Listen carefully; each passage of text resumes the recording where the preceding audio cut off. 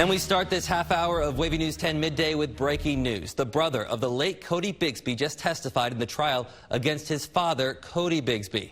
Of course, or Corey Bigsby, rather.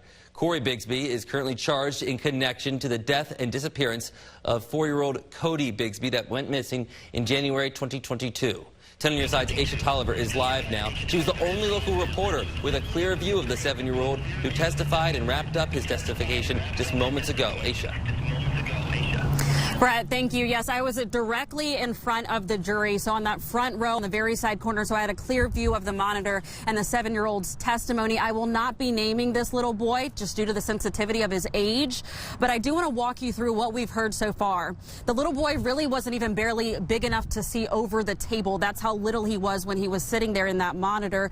He had a bow tie on, he was dressed up, and he was put himself together very well. They asked him things at first like, who's your second grade teacher? So he is a second grader. Do you know your ABCs? Do you know how to read? Do you know what's true and what's not? And he said, true is what's real, false is what's not. And that's how he explained that.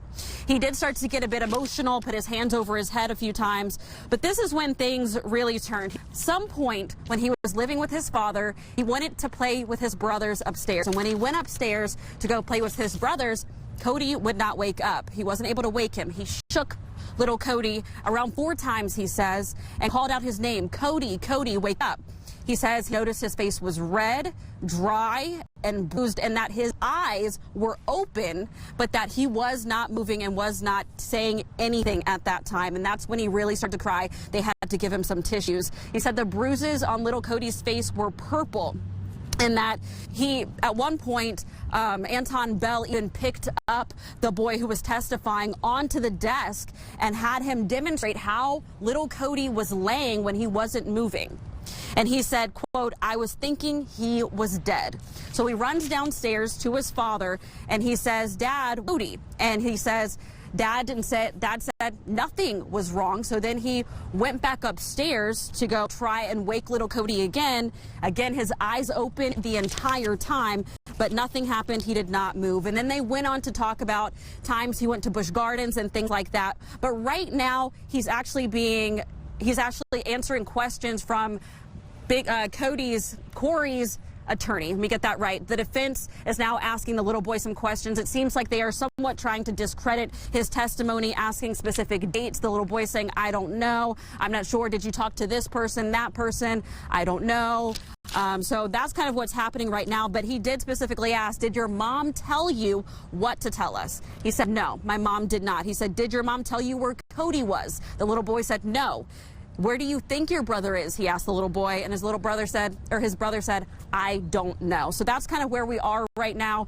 Very emotional testimony, just as a little boy, how brave you have to be to go up and take the stand like that. And a couple of times he corrected the attorneys on name pronunciations and spellings of that sort. Very smart little boy. But we'll be hearing more from Chris Horn later. He's also in the courtroom listening to that same testimony. Aesia, thank you so much for that insight. Do you actually happen to know when the day was that the older brother of Cody saw all of this? Sorry, can you ask that one more time? Do you know when the day this was, the time of year that Cody's older brother witnessed what happened? So that's something that's still up in the air, and that's what they're trying to pin down. He said he was living with his dad when he was 4 years old and turned 5. Mind you, he is now 7. He said sometime during that time, that's when he last saw his brother when he was just 4 years old. So he had a birthday and everything after that fact, after he last saw his little brother. And that's why they started asking questions about Busch Gardens, and they brought up pictures of him with his father at Busch Gardens. And he said that was after he had last seen his little brother. So right now, the exact month and timeline is a little bit confusing, but you have to remember, we're dealing with a child, a 7-year-old who's trying to do his best to remember from 2+ years ago. Aesia, thank you so much for your coverage of that and your insight. We will again